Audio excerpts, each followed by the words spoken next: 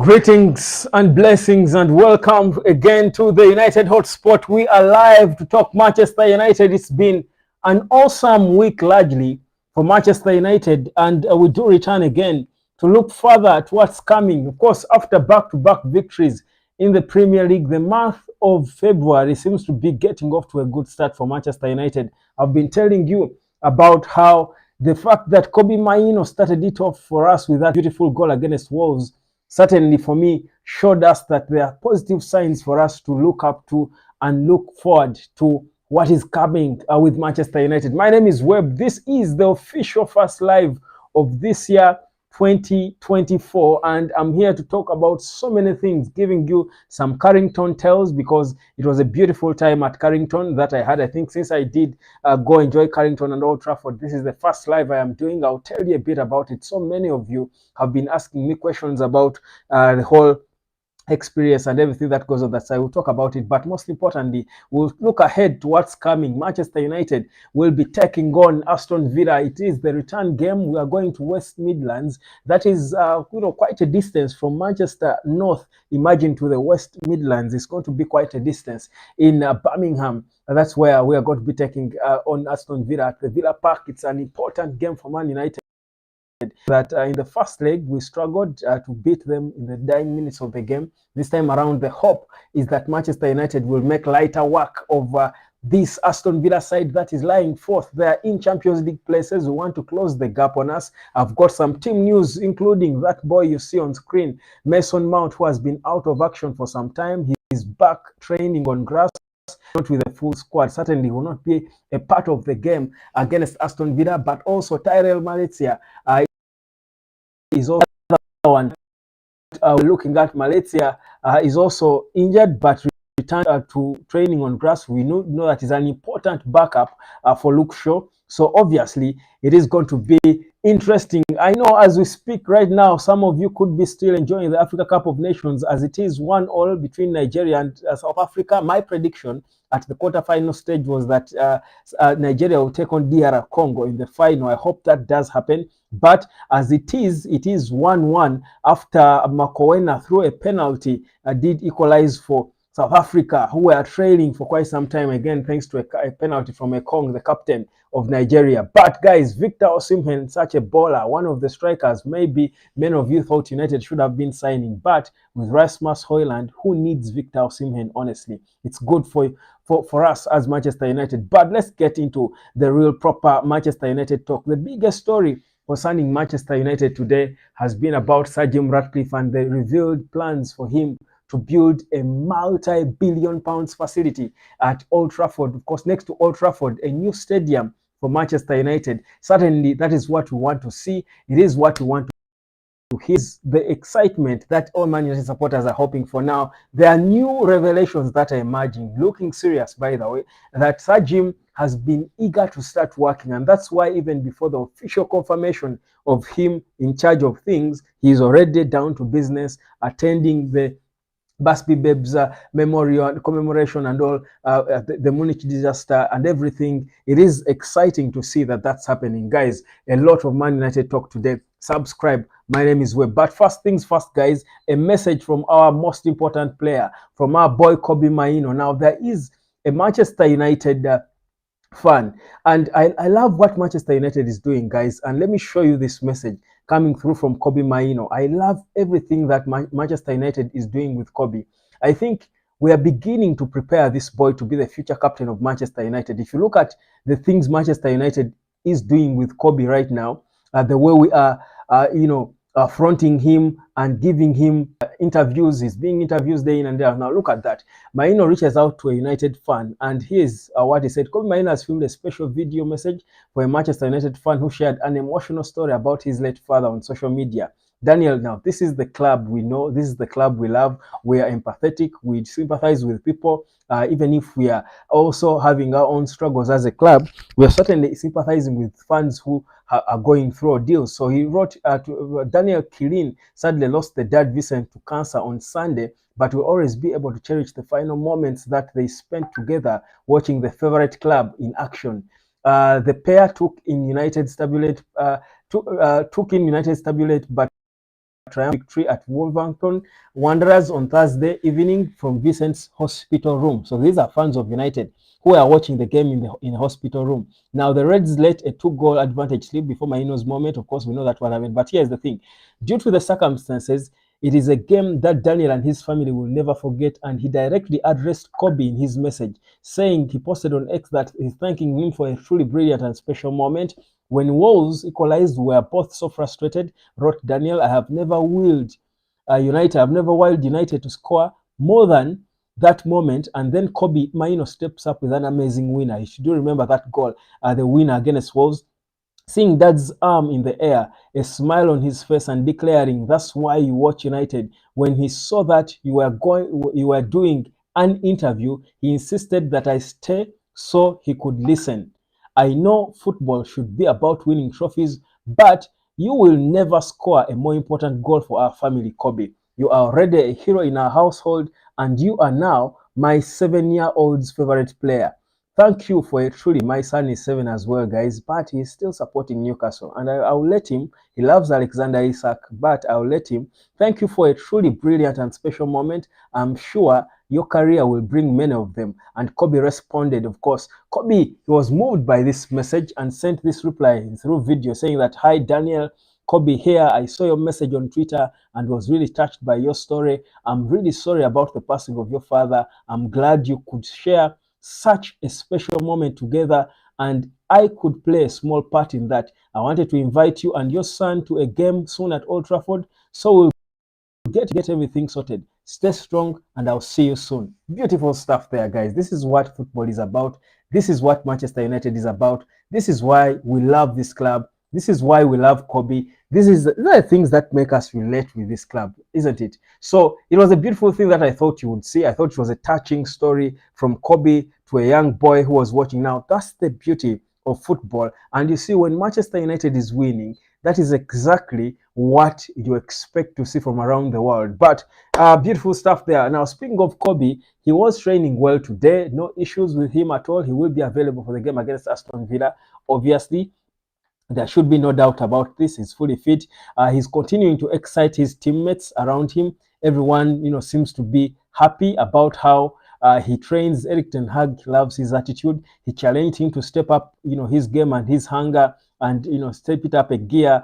And indeed, he did that. So everyone around the club is excited about Kobbie and what he does. So Man United will be traveling to West Midlands on Sunday, 7:30 p.m. It will be the last game on Sunday. The late kickoff will take on Aston Villa at Villa Park, and it should be an impressive game. But here is the news, guys. Let's get proper into the news and what's happening. But have you subscribed, fam? Have you subscribed before I tell you about Sir Jim and what he's doing? We're going to talk about that and some revelations of what plans are taking place, what plans Sir Jim and his team have for the future of Manchester United in terms of signings, and what players they're going to bring in. There are a few more updates we're going to talk about. But yeah, for the team news, Mason Mount, that guy is back training together with Tyrell Malaysia. They will not be available for the game against Aston Villa. For Casemiro, Erik ten Hag seems to be impressed with Casemiro and how he's beginning, of course, to improve. I think also personally, I was impressed by his levels. You see, the thing is, when Casemiro is playing good for Manchester United, I feel we look more solid as a squad. And this is exactly what the presence of Lisandro Martinez, Casemiro, Luke Shaw brings to Manchester United. I told you before, when Kobbie emerged at Manchester United, he improved us by more than half. Now, when these world-class senior players return, we are certainly a complete competitive team. So I feel it is sad that Lisandro Martinez won't be there for 8 weeks, but you feel we still have, we won't drop the levels a bit. Of course, we are seeing on an Aston Villa side that we know is not West Ham, is not a Wolves, it's not by mistake that they are where they are. They are fourth on the pile.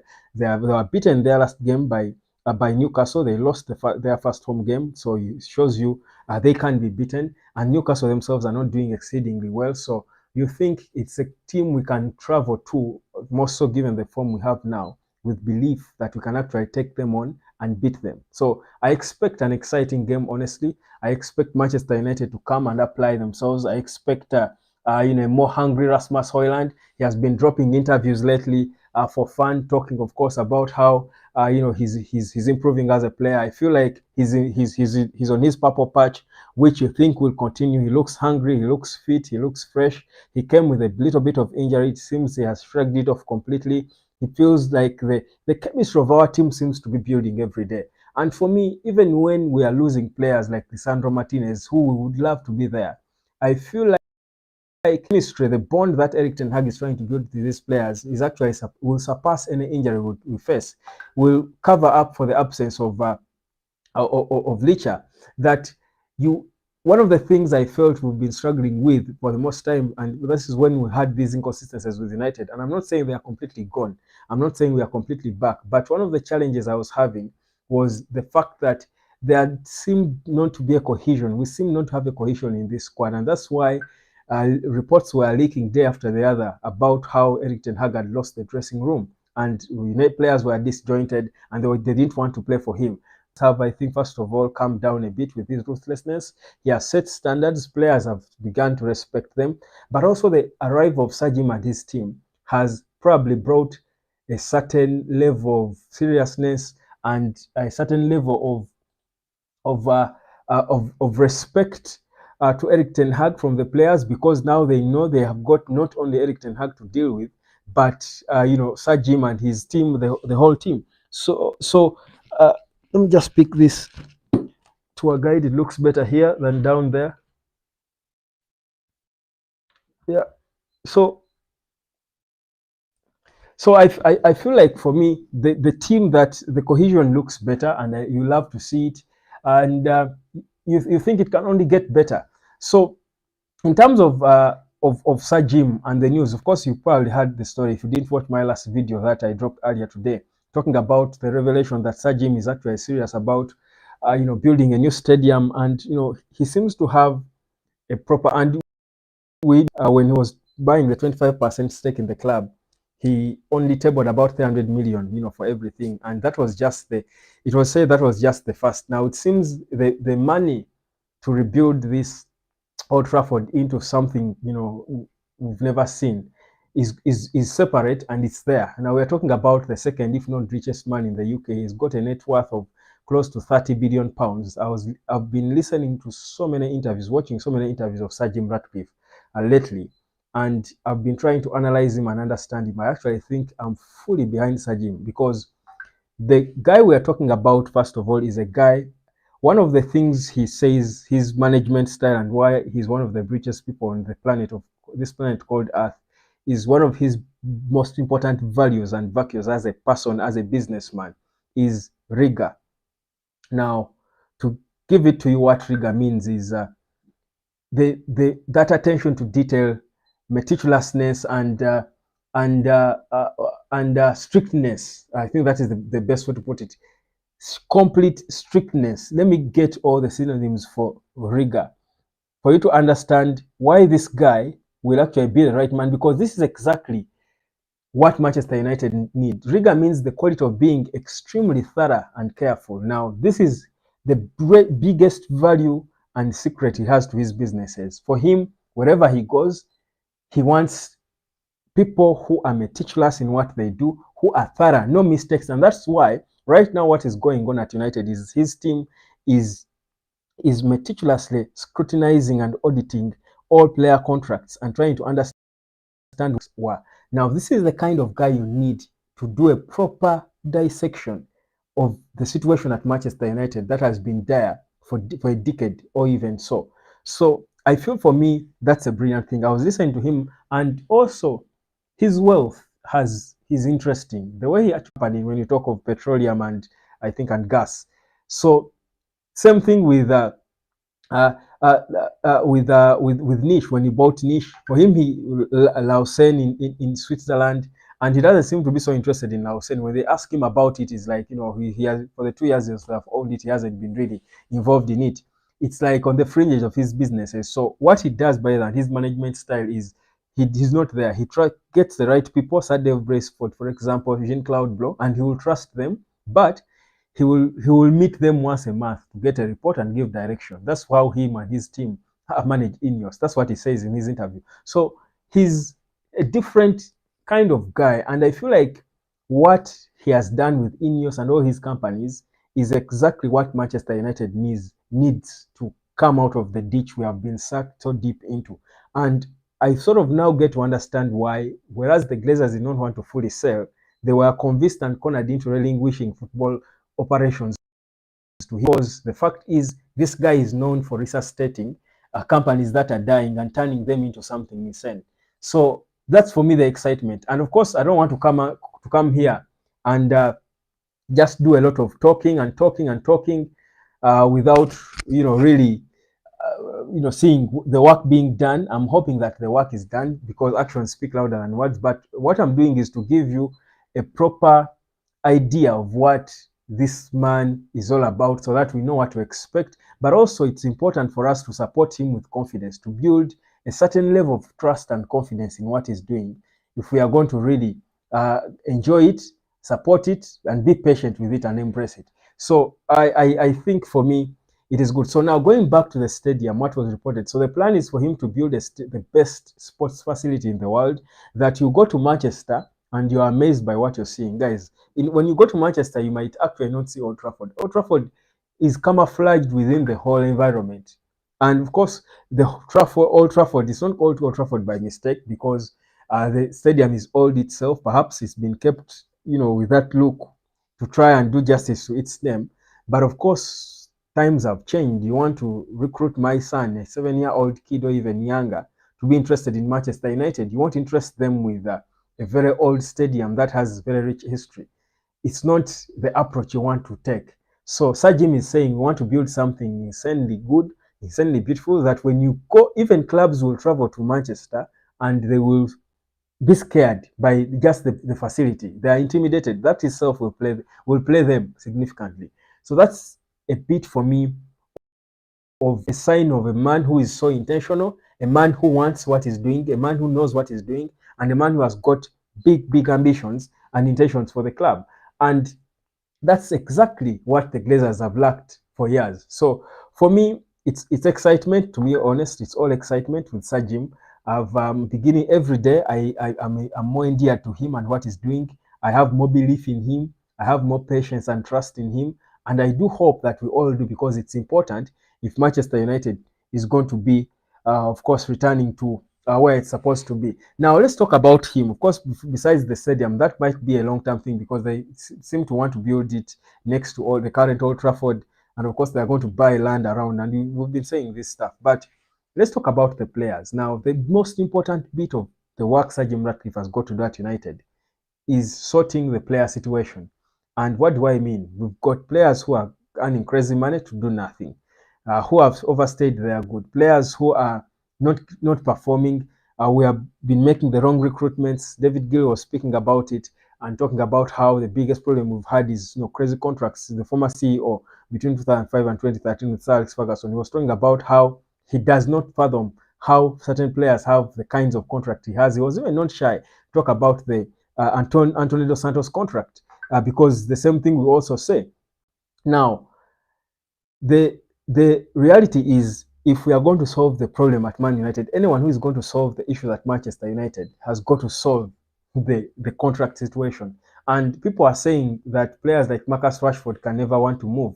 I actually don't think it's up to them, because with new owners, it is, I think, within their right as new owners running the football to recall the contracts that have been signed by these players. I think it can be within their right, even legally, because these are new owners and they have the right to review and try to do things that way. They paid nearly 1.5 billion pounds to put things right. So you can't say because Marcus Rashford has got a crazy contract that he signed last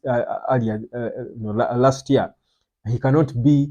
It cannot be, recalled or unless it was, crazily negotiated. But I don't think so. I think for me, any player, there is no player at United who is untouchable. There's no player in this Sir Jim era who will go like, I don't want to go, even if I'm not performing. I want to earn my money here. I don't think that's going to happen. I think Sir Jim is well protected. I think will be well within his rights as the man in charge of football operations to call out all these players. Now, the reality is he's scrutinizing contract per contract. For now, we know that the strategy is for him to go back to what made Manchester United the club it is, go back to youngsters, ditch this whole Glazer approach of, we're spending money to sign so-called established players, go back to the roots, trust the Kobbie Mainoos, the youngsters, the Leandro Garnachos, bring in the young Rasmus Højlunds, bring in, a young, bring back the likes of Greenwood because he's still open to that idea that is known. Then bring in a few new feet, exciting feet that fit in for the right money, the Michael Olises of this world, and have a team that you can manage.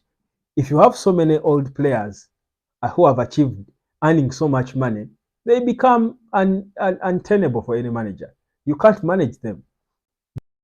You can't manage them. So these are all things. It's the whole, ecosystem that affects the performance on the pitch.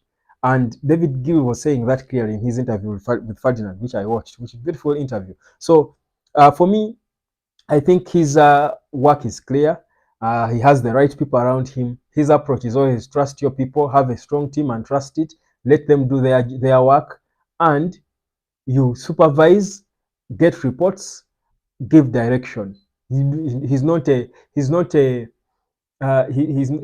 what do they call it? He's not a a he's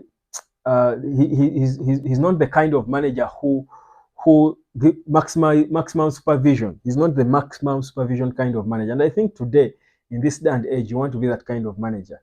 Really, I was a manager in my last job that I quit, managing a group of sports guys and journalists, and I am honestly not. I don't think anyone would say I was really the maximum supervision kind of manager. I don't really believe in that. I believe in showing people what you need them to do. If they are rookies, you do it hands-on, show it to them yourself, then sit back and trust them to be able to execute it. And that's exactly how Sir Jim, I was listening to the people who were at BP before he bought it, of course, because he maintained the core of the team to turn it into Ineos. And people were saying, if you had told them back then in 2005, when he bought BP, that it was going to be the successful Ineos it is today, they would have laughed at you, because he was unknown, no one knew him, he had no profile. But this guy is exactly what he was doing all his life, buying companies that are struggling for the right money, meaning his job was negotiating, getting the right money, paying for. Clearly, you see that this is a man who makes moves. Even before the Premier League officially confirms him as a co-shareholder at Manchester United, Sir Jim is already making major moves and signing Omar Berrada. We know that he wants to build a stadium. We are seeing him at the Munich Memorial. So you see, he's watching games. You see that the man is hungry and eager to make things happen. So this is the kind of money. So you don't think that's the money, a guy who is going to sit there and wait for things to happen for ages. I don't think it's his way of doing things. I've listened, and I'm still watching and listening to a lot of more interviews because I really wanted to understand him. He's a Manchester boy who I think we've got every reason to trust. Well, that's very important. So when we go back to the players that we are again looking at, I don't think Sir Jim is looking at signing a lot of players. I think he's looking at, first of all, clearing out, trimming the wage bill, because you don't want people like you're a shareholder that if you in your mind working as a staff to get your paid for your paid day, waiting for your paid day, you cannot do your best. What he believes in, he gives people the independence, but also the belief to feel like they own the company. So you can imagine if you're a manager or a player, we are talking of a guy who is going to give Eric Ten Hag, whichever manager he will zero down on, and I think Ten Hag is really making a case for himself. It will be so difficult to get rid of him if he keeps performing the way United did in the last game. But that said, and these boys keep making us excited the way they did, why then would you be sacking him and go on a gamble and gamble with someone new? But the thing is, he says, if you are going to succeed, you've got to work like you own what you're a shareholder. And honestly, the biggest problem we've had over the years is most of our players have been money makers at Manchester United. We've had players who earn so much money, but they don't care about the badge. There's no character. We lose games and their facial expressions are terrible. They are hugging and smiling around. They don't care about the fans. They are just money makers, and everyone has been seeing that. Now, you cannot win with money makers. You've seen players like at Man City, players like at Aston, players at Liverpool who cry and feel like they want to eat someone when they lose to big games. You saw what Van Dijk was like when they lost to Arsenal. You saw what Walker when they lost to Arsenal. I think it was even a Community Shield game when Kyle Walker wanted to fight. You saw that is the character. And I'm not saying our players should be fighting, but there are ways for you to show the fans out there that you actually love your club and you can die for it. Most of our players were not even running. The only player, and that is why he earned the captain's armband, the only player who looked like he was fighting for the badge of Manchester United for the longest time was the captain, Bruno Fernandes. All the other players were money makers, and some of them were even earning a lot more money than him. So this is exactly what Sir Jim is looking to change. And in that, whichever player Ineos is going to recruit will have to go through a meticulous scrutiny. If there's anything like that, they will be scrutinized meticulously to try not just the football they play, but their attitude, their character. That's why we loved Rasmus Højlund even before he was scoring goals. You know why? Because he was a fan of the club. He wanted to play for Manchester United. He was hungry to play for Manchester United. Up to today, I feel like Højlund's hunger gets even more. And that's why I feel he just reminds me of Wayne Rooney. Wayne Rooney joined United, imagine, from an English club from Everton. He was wanted by Newcastle. Clubs were competing for him. He joined United, but he was so hungry. Now imagine this young boy who came, in a space of 2 years, was playing for 4 clubs from Sturm Graz to Atalanta and Copenhagen, small clubs, ends up in his dream club. Imagine the hunger he has got, this Højlund boy. Those are the kinds of players you want to see play for Manchester United. I feel like some of the players we have, even those from the academy, do not show the character of hunger. For example, and I will mention names, Marcus Rashford, for me, it does not look like he's hungry and excited about playing for United anymore. He's an academy boy who made to the ranks, to the senior team, managed to work his way to become the most highly paid player. How he did it, I don't know. Yes, he played good football, he scored important goals, but I've never felt like warranted earning the contract he earned after his 30 goals last season. But you never know. But if the money is there, and David Gill was saying the thing with football is the money is there, it's just how you spend it. And more so with United, the money will always be there because it's Manchester United. But really, Marcus Rashford doesn't look like he has the heart of the club. He doesn't fight. He doesn't die a little consistently. At times he does, at times he doesn't. Even I was at Carrington at Old Trafford, and he was the one player who did not care about fans, not even looking at them when he was walking out of Old Trafford after our draw against Tottenham. He was just looking down. He had a good game and people were cheering him and screaming his name. After the game, young kids have flocked to the Stratford end where they come out from to try and get him to sign autographs. Even if you're not going to sign autographs, at least your facial expression alone is enough to show that you respect these fans and appreciate them. You wave at them or do something. If Sir Alex Ferguson was there, he would probably have forced him to do it. But his facial expression is like he's a star. He doesn't care about fans and supporters. And that, for me, is not the Man United way. And it's not like you're supposed to sign autographs every day. Even as a player, there are days where you feel frustrated. But it can't be that that's who you are, really. Marcus Rashford's body language, for me, has been away from United. It feels like he's not hungry anymore. And we cannot rebuild the club on players who are not hungry. So these are the things that Sir Jim is looking to change, and it's good that for him, he wants to work with people who feel like they are owners, not employees. And that, for me, is the best way to get the best out of people. So that's why I was saying from the start of this that it is not by mistake that Sir Jim Ratcliffe, the wealthiest man in the UK, if not one of the wealthiest in the world. So brilliant stuff there. But guys, going back to the game against Aston Villa. Of course, we have time to preview this game. I want to just in the few remaining minutes, because I want to let you guys go and enjoy the second AFCON semi-final. The thing is, the areas I think we need to improve on are there. Of course, the right wing is one of them. We know that Garnacho makes it exciting. But we do know that in the long term, we need Marcus Rashford, or rather Mason Greenwood, or even Michael Olise to come in and even make it more exciting. But for me, I think the one thing we need right now to work on is consistency. We've had 2 good games. Of course, the Wolves game was good in terms of us winning, how we started, but it capitulated on us. Second game against West Ham, big team, bigger team even, we are improved, we are more composed. I feel like that is how we should be playing as United. We don't rush to get off the blocks to kill off the game in the first minutes. Whenever we try to do that, it has capitulated early. And in fact, we are becoming a 35 minutes FC or 30 minutes FC. Every press conference, Eric Ten Hag would come out and say the same thing. We are exciting in the first 30 minutes. We played well in the first 30 minutes. And it's obvious. First minutes, we are always playing well. But the game against West Ham, I feel like we just grew into the game. And for me, that is what I've always been saying. If we are going to, we do not have the confidence yet to come from the start and get off the blocks and try to go kill off a game. Even when we do it, we will capitulate. We don't have the mentality to sustain it. So it is you first grow into the game.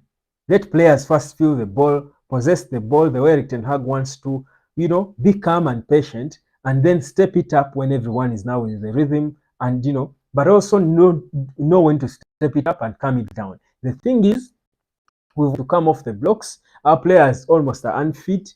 They are all panicking. They are not. Some have lost in confidence, and that is why this boy Kobbie Mainoo is so important in how we play, because he sets the pace for how we play. He knows when to accelerate the game. He knows when to slow it down, and that's exactly what you would see from Clarence Seedorf and all these world-class holding midfielders, the Marco Senas of this world that we saw in their prime. That's why that boy is important. So for me, what I want to see United improve, and I'm hoping these are the things Eric Ten Hag is working on in training, to see that we, first of all, play consistently. That was a big challenge. Play consistently well, but also learn to manage games. We do not need to come out there and from the first minute to the last minute, we want to get off the blocks and go all out.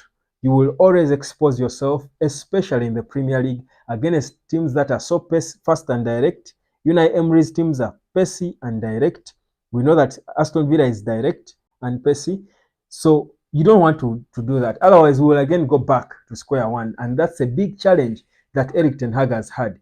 We are looking at like we can create an identity, but let us first be consistent with the way we play. If we do that, then results are going to come easy for United. The beauty is we've got a string of relatively small fixtures, I think, for at least until the 3rd of March when you play Man City at the Etihad Stadium. We have Aston Villa, we've got Luton in there. I think we've got which other team? We've got the some FA Cup game. We've got a few beatable clubs in there. I think we've got a few beatable clubs, honestly, that I don't think we need to worry about. So we need to be calm, and these games should be used for us to pick the consistency that has eluded us for the longest time. That is exactly what Eric Ten Hag has got to do. Otherwise, if we don't, Eric Ten Hag, the Tinkerman, continues to tinker, we are going to go back to square one. We are going to, yes, excite people and fans, and then we'll come out here and Aston Villa takes you to footballing school. Remember, they are hungry now because they lost against Newcastle in their last game, so they are hungry. Still in the team news, of course, we know that Sofian Amrabat is back. Unless Casemiro is not fit, maybe if he got issues in training, and we'll get to see in the match press conferences. But I think why would he be injured? I think he will be fit.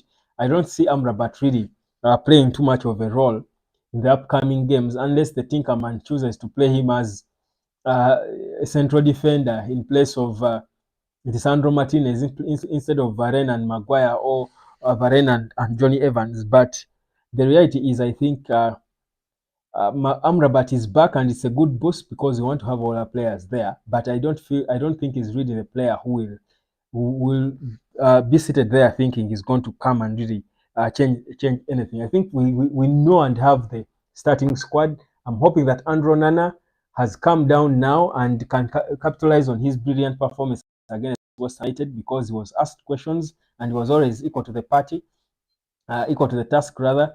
So yeah, it's for me it's a decent place where we are now. It's now a case of us seeing whether we can be consistent, and if we are consistent, then United can actually start thinking and dreaming of a top 4 finish. That for me is clear. We are actually not bad. Certain performances we've had this season have made us look worse than we actually are. We are not a bad team. I think we are a good squad that was unfortunately, attacked by so many injuries. The injuries are gone, and Eric Ten Hag rightly said it with confidence that we should start judging him when all his players are back, and I think they are largely. He said in Jan, we are past Jan, and we see that they are, and we indeed have seen there is a huge improvement in how we play and how we perform. Now the thing for us before we get excited is to see the consistency. Are we going to be consistent? If we are not, then we are in trouble as Manchester United. Robin van Persie was at Carrington, and I keep debating with Arsenal supporters in many places who are still bitter about Robin van Persie, considering himself more of a United legend than he is an Arsenal legend. And I was listening to David Gill talking about how United signed Robin van Persie, and how at the time, by the way, if you recall, Sir Alex Ferguson and Arsene Wenger were never buddies. There was a friction between the two. But imagine the confidence and boldness Sir Alex Ferguson had to still go to Arsene Wenger, and he picked up the phone himself and called him and told him he wants to buy Robin van Persie. And I think he got intel that Van Persie was not happy at Arsenal, and Arsenal also did not act like him. I think he had already been disrespected. He had fallen out with Arsene Wenger and the club because of how they had treated him, and for him it was an opportunity, knowing he's going to go into a club that would win him his only Premier League title, but also a club that would hurt Arsenal, a big rival. It was an interesting one, but he was at Carrington, and there was a picture of him and Benny McCarthy, the strikers coach, and you want to hope that he gave Rasmus Højlund a few lessons. I'm trying to think of what things Rasmus Højlund has got to improve on. I think he's not a perfect player, obviously. He can grow. There is room for him to grow, but I think his game largely is complete for me. I think he has got the right basics in all facets you need to be a complete striker. His ball holder play is good. He's big. He's hungry. His instinct. His runs are perfect. He's good with his left foot. Now he has proved that he can even score goals with his right. He's not selfish. He's a team player. Of course, as a striker, you need to have a small level of selfishness at times, but I think football today has shifted away from that selfishness. You need to be a team player to be considered. That's why Victor Osimhen of Nigeria is considered as one of the best strikers in the world today, because he's a team player. He's not selfish. I think you've got to have a certain level of selfishness, yes, but it's not it doesn't work for you. It doesn't work for you well if you're selfish in football today, even if you're a striker. So the Super Eagles have held their nerve and have edged South Africa after penalties to qualify for the final of the AFCON. My prediction after the quarterfinal was Nigeria and DR Congo. So in 4 minutes I will be calling it a wrap, so that I also go and enjoy Ivory Coast and DR Congo. I think Desabre is one of the best coaches on the African continent. That's why I root for him. I was in Egypt for the 2019 AFCON, where he was the coach of the Uganda Cranes team, and I loved the football the Uganda Cranes team was playing. I think he's a good coach with a good character and personality. So that's why I've always been rooting for him. Never mind, DR Congo doesn't seem to play the best game. I think for him it's more of he's not a one-trick pony. He will invoke any different tactics depending on the opponent. And I think that's what you need to do with the national team. It's not like a club where you need an identity. National team is bring tactics based on your opponent. With DR and the players you have, DR Congo may not have the natural skill maybe Uganda had, the natural talent and flair, but he will come and manage the game like a Jose Mourinho, and he will get the result. That's why I think they will still beat Ivory Coast and qualify for the final. But that's pretty much, like it. I think I've largely, wrapped up. Just to give you the news, to sum it up for you. And of course, we'll talk more about this news. Don't expect Lisandro Martinez for the game in West Midlands against Aston Villa, but expect very soon, expect the return of Tyrell Malacia and Mason Mount. They are back training on grass, but not with the group. Beautiful stuff. Malacia has been off for a long time. Beautiful backup for Luke Shaw. If Malacia is there, I think we'll actually give Luke Shaw a good run for his man and get the best out of him, because he's as aggressive. He played for United. He showed that he can be at the second game of the season. that Ten Hag is the kind who will give his players the full backing of any manager like they would want. It's upon them to fail. Like Anthony is really struggling. Of course, he puts in the hard yards, but the performances are not happening. And that's why I think the best thing for Anthony is for him to be benched. Just that Ten Hag fears to start Amad Diallo, to give Amad Diallo a chance, because his £85 million signing will be overly exposed, and that will be the end of him, and will of course all go back to him. But he forgets that he's the same guy who signed Lisandro Martinez, who is working wonders. He's the same manager who has given Kobbie Mainoo his first opportunity. So getting one wrong, I think even Sir Alex Ferguson got a few signings wrong. So the Jembas, who they thought was going to replace Roy Keane, he was a disaster. Players like Bebe, if you recall, Manucho, players like this Senegalese striker from Mold, Mame Diop. So even Sir Alex Ferguson made so many wrong signings, but it didn't mean that that he had to keep them playing. You've got one of the things that David Gill revealed about Sir Alex Ferguson. Everyone I've heard talking about Sir Alex Ferguson. My observation about him is his ability to make decisions.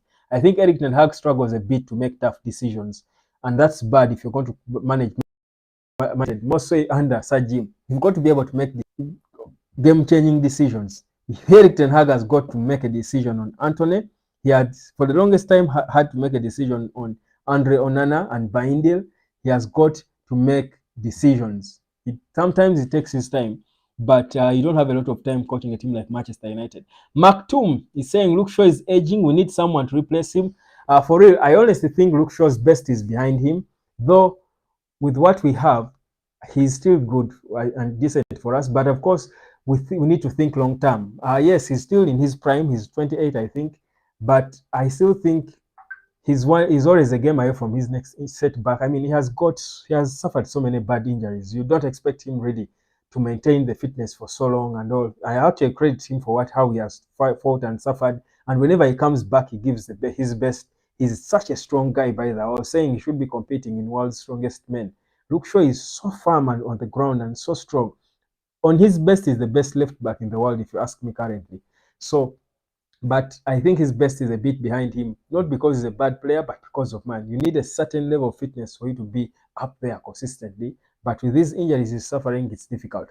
Tyrell Malacia is good, but he may not be fully.